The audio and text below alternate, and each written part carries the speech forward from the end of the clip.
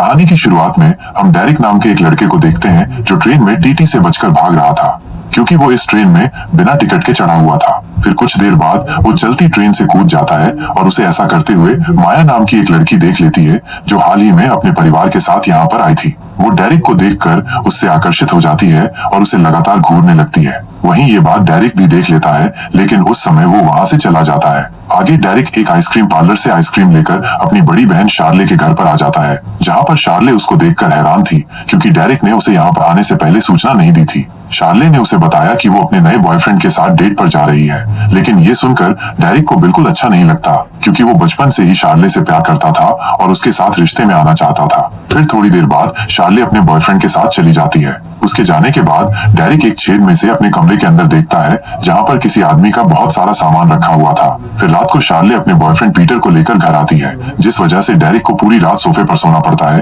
क्योंकि बेडरूम में शार्ले अपने बॉयफ्रेंड पीटर के साथ रात भर अंतरंग हो रही थी। फिर अगली सुबह जब डेरिक सोकर उठता है तो पीटर उससे बात करने उसके पास आता है, लेकिन डेरिक उससे ठीक से बात नहीं करता। फिर पीटर के जाने के बाद शार्ले अपने भाई से बात करती है और उसे कहती है कि तुम्हारा अचानक से यहाँ पर आ जाना मुझे जरा भी पसंद नहीं आया। साथ ही वो उसे ये भी बताती है कि मैं पीटर के साथ एक गंभीर रिश्ते में हूँ और शायद मैं जल्दी ही उससे शादी भी कर लूंगी। आगे हम डेरिक को स्कूल में देखते हैं, जहाँ पर घूमते हुए उसे फिर से माया दिखाई देती है, लेकिन डेरिक उससे बात नहीं करता और वहाँ से चला जाता है। तभी उसके जाते ही माया अपने दोस्तों को डेरिक को दिखाते हुए कहती है कि मुझे ये लड़का बहुत पसंद है और मैं आगे जाकर इसी से ही शादी करूंगी। जिसके थोड़ी देर बाद माया भी अपने घर पर आ जाती है, जहाँ पर माया के पिताजी के कुछ दोस्त आए हुए थे, जिनमें से एक आदमी तो माया को बहुत पसंद करता था। लेकिन इससे पहले कि वो माया के पिताजी को कुछ कह पाता, तभी वहाँ पर कुछ गुंडे आकर उस आदमी की कार को तोड़कर भाग जाते हैं। दूसरी तरफ शार्ले एक नई ड्रेस पहनकर बाहर आती है, जिसको दिखाकर वो अपने बॉयफ्रेंड पीटर को प्रभावित करने वाली थी। आगे लंच करते हुए डेरिक शार्ले से उसके कमरे के बारे में पूछता है और कहता है कि उस कमरे में किसी और का सामान रखा हुआ है। इस पर शार्ले कहती है कि वो पीटर का सामान है और मैं आज ही उसे यहाँ से जाने को कह दूंगी। फिर उसी रात पीटर उस कमरे में से अपना सारा सामान निकालकर वहाँ से चला जाता है, जिसके बाद आखिरकार डेरिक को उसका अपना कमरा मिल जाता है। आगे जब डेरिक अपने दोस्तों के साथ खेल रहा था, इसी दौरान उसे अपने एक दोस्त से पता चलता है कि पीटर की इससे पहले भी शादी हो चुकी है और उसके 2 बच्चे भी हैं। ये सुनकर डेरिक हैरान हो जाता है और जाकर वो ये बात शार्ले को बता देता है, लेकिन शार्ले को इससे कोई फर्क नहीं पड़ता, क्योंकि पीटर उसे ये सारी बातें पहले ही बता चुका था।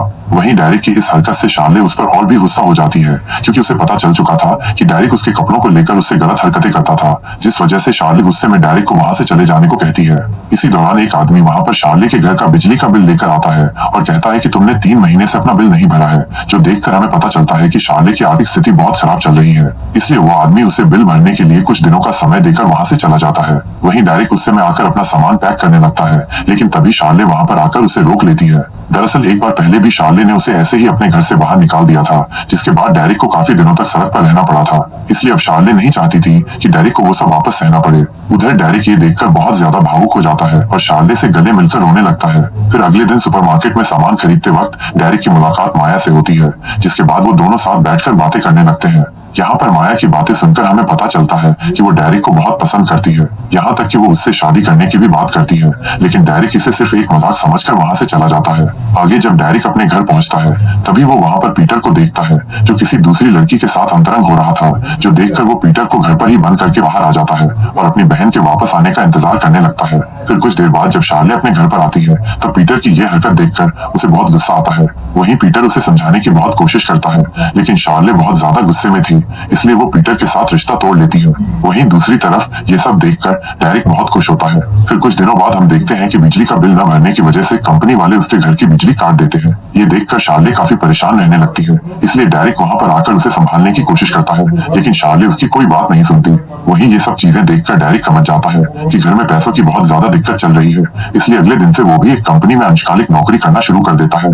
आगे ऐसे ही काम करते वक्त उसकी मुलाकात एक बार फिर से माया से होती है, जहाँ पर माया डेरिक को काम करता हुआ देखकर समझ जाती है कि उसे पैसों की बहुत जरूरत है। तभी माया के पूछने पर डेरिक भी उसे सब कुछ बता देता है कि बिजली का बिल न भरने की वजह से उनके घर की बिजली काट दी गई है। वहीं जब ये बात माया को पता चलती है, तो वो भी डेरिक की मदद करने का फैसला करती है। आगे वो उसे एक जगह पर लेकर जाती है, जहाँ से वो दोनों एक बड़ा सा कालीन चुराते हैं, जिसे बेचकर उन्हें कुछ पैसे मिल जाते हैं। लेकिन अभी भी उसके पास बिल भरने के लिए कुछ पैसे कम पड़ रहे थे। तभी माया उसे कहती है कि तुम इस चीज की टेंशन मत लो, बाकी के पैसों का इंतजाम मैं कर दूंगी। आगे माया वहाँ से अपने घर पर वापस आ जाती है जहाँ पर उसके डैड के दोस्त लंच करने आए हुए थे। आगे उनसे बात करते वक्त माया उन्हें बताती है कि वो एक डॉक्टर बनना चाहती है, जो सुनकर उसके डैड के दोस्त उसका मजाक उड़ाने लगते हैं। ये देखकर माया को बहुत बुरा लगता है, लेकिन वो वहाँ पर उन्हें कुछ नहीं कहती, जिसके बाद वो अपने घर से कुछ पैसे चुराकर उसे डायरेक्ट को दे देती है।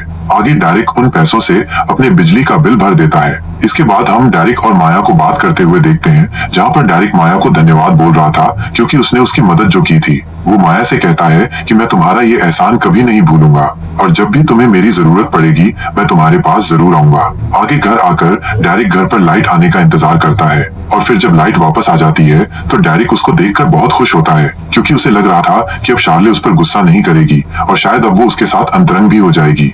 थोड़ी देर बाद वो ऊपर बाथरूम में जाता है जहाँ पर शार्ले बाथ टब में नहा रही थी। डायरेक्ट उसके पास आता है और उसे आइसक्रीम देता है, जिसके बाद वो दोनों वहाँ पर बैठकर उस आइसक्रीम को खाने लगते हैं। लेकिन तभी उनके घर का डोर बेल बजता है और डायरेक्ट देखने के लिए नीचे चला जाता है। यहाँ पर उससे मिलने माया आई हुई थी। दरअसल वो यहाँ पर डायरेक्ट को अपने डैड के बारे में कुछ बात बताने आई थी, लेकिन डायरेक्ट उसे अभी यहाँ से जाने को कहता है और बोलता है कि हम इस बारे में कल बात करेंगे। अब यह सुनकर माया को बहुत बुरा लगता है और वो निराश होकर वहाँ से चली जाती है। लेकिन डायरेक्ट को इससे कोई फर्क नहीं पड़ता और वो ऊपर आकर शार्ले के करीब आने की कोशिश करता है। लेकिन ये बात शार्ले को बहुत बुरी लगती है, क्योंकि वो डायरेक्ट को अपना भाई मानती थी, जिसके बाद वो गुस्से में वहाँ से चली जाती है। फिर रात को शार्ले को डायरेक्ट की वही सारी बातें दिमाग में आने लगती हैं, जिससे वो सो नहीं पाती और डायरेक्ट के पास आकर उसे संभालने की कोशिश करती है। लेकिन तभी डायरेक्ट उसे कहता है कि मैं बचपन से ही तुमसे प्यार करता हूँ और तुम तो मेरी बहन भी नहीं हो, क्योंकि मेरे पापा तुम्हारी मॉम के दूसरे पति हैं। अब शार्ले को उसकी ये बात ठीक लगती है, जिसके बाद वो दोनों वहीं पर अंतरंग होने लगते हैं। इसके बाद अगले दिन हम देखते हैं कि डायरेक्ट बहुत ज्यादा खुश रहने लगा था, लेकिन तभी वो सुपरमार्केट में पीटर को देखता है, जो शार्ले के लिए एक ड्रेस खरीद रहा था। ये देखकर वो समझ जाता है कि अब पीटर शार्ले के घर जाने वाला है, इसलिए वो उससे पहले ही अपने घर पहुंचकर उसकी डोरबेल को खराब कर देता है, ताकि शार्ले को पीटर के आने के बारे में कुछ पता न चले। आगे जब पीटर शार्ले से मिलने आता है, तभी डायरेक्ट उसे बाहर ही रोक कर कहता है कि शार्ले अभी घर पर नहीं है, लेकिन इसके बावजूद भी पीटर डोरबेल बजाकर जांच करता है और जब उसे सामने से कोई जवाब नहीं मिलता तो उसे भी लगता है कि शायद शार्ले अपने घर पर नहीं है, इसलिए वो वहाँ से चला जाता है। आगे डायरेक्ट शार्ले के साथ मूवी देखने के लिए 2 टिकटें लेकर घर पर आता है, पर तभी वो वहाँ पर पीटर को बैठा हुआ देखकर हैरान हो जाता है। दरअसल उसे यहाँ पर शार्ले ने ही फोन करके बुलाया था, जिसका मतलब था कि अब उन दोनों के बीच में सब कुछ ठीक हो चुका था। अब ये जानकर डायरेक्ट शार्ले पर बहुत गुस्सा करता है और उसे गालियां देकर वहाँ से चला जाता है। तभी दृश्य यहाँ से बदलता है और हम पीटर और शार्ले को एक पार्टी में देखते हैं, जहाँ पर शार्ले पीटर के बॉस के साथ डांस कर रही थी। इसी दौरान पीटर का बॉस उसे गलत जगह पर छूने लगता है, जो शार्ले को अच्छा नहीं लगता। आगे ये बात वो पीटर को भी बताती है, लेकिन पीटर उसकी बात पर ज्यादा ध्यान नहीं देता, क्योंकि उसका बॉस उसे प्रमोशन देने वाला था और अगर यहाँ पर उसने अपने बॉस को कुछ बोल दिया तो उसका प्रमोशन रद्द भी हो सकता है। वहीं पार्टी में हम डायरेक्ट को भी देखते हैं, जो दूर से ये सब देख रहा था। आगे जब शार्ले बाथरूम में होती है, तभी पीटर वहाँ पर आता है और शार्ले से कहता है कि तुम्हें आज रात को मेरे बॉस के साथ सोना होगा, तभी जाकर मुझे अपने नौकरी में प्रमोशन मिल सकता है। लेकिन शार्ले उसे साफ मना कर देती है, जिसके बाद वो पीटर के मुंह पर थप्पड़ मारकर वहाँ से चली जाती है। वहीं उसके पीछे पीछे डायरेक्ट भी घर पर आ जाता है और देखता है कि शार्ले वहाँ पर रो रही थी, यहाँ तक कि वो डायरेक्ट को अपने कमरे के अंदर भी नहीं आने देती। उधर दूसरी तरफ हम माया की शादी होते हुए देखते हैं, जहाँ पर सभी लोग बहुत ज्यादा मजे कर रहे थे, लेकिन माया यहाँ पर काफी उदास दिख रही थी, जो देखकर हमें पता चलता है कि माया अपनी शादी से बिल्कुल भी खुश नहीं थी। माया ये बात डायरेक्ट को बताने पिछली रात उसके घर पर भी आई थी, लेकिन डायरेक्ट ने उसकी कोई बात नहीं सुनी और उसे वहाँ से भगा दिया। इसी दौरान वहाँ पर वही बदमाश लड़के आकर शादी में तबाही मचा देते हैं।